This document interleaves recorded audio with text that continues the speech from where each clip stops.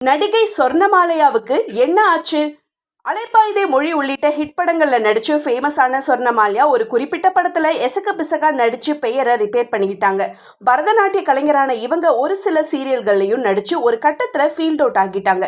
இன்னும் சொல்ல போனா 10 வருஷமாக அவங்கள சினிமா ஸ்கிரீன்ல பார்க்கவே முடியல. சினிமா மாதிரியே திருமண வாழ்க்கையும் கைகூடாததால டைவர்ஸ் வாங்கி இப்ப சிங்கிளாக வாழ்க்கையை நடத்துறாங்க.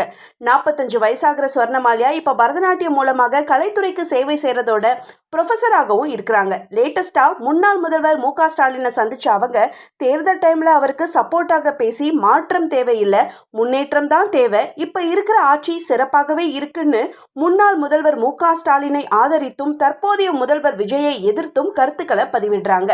இந்த நிலையில அவருடைய சில போட்டோஸ் ரிலீஸ் ஆகி எப்படி இருந்த சொர்ணமால்யா இப்படி ஆகிட்டாங்கன்னு ரசிகர்களை முணுமுணுக்க வச்சுட்டாங்க. மேலும் சினிமாவில் எப்ப கம்பேக் கொடுப்பீங்க மேடம், உங்க ஸ்டைல், உங்களுடைய குரல், நடிப்புன்னு அனைத்தையும் மிஸ் பண்றோம்னு கமெண்ட் பண்றாங்க ரசிகர்கள். மேலும் வாழ்க்கையை அனுபவிச்சு வாழ்ற சொர்ணமால்யாவுடைய ஆர்னமெண்ட்ஸ் கலெக்ஷன் குறித்த வீடியோவும் கூட இணையத்துல வைரலானது குறிப்பிடத்தக்கது.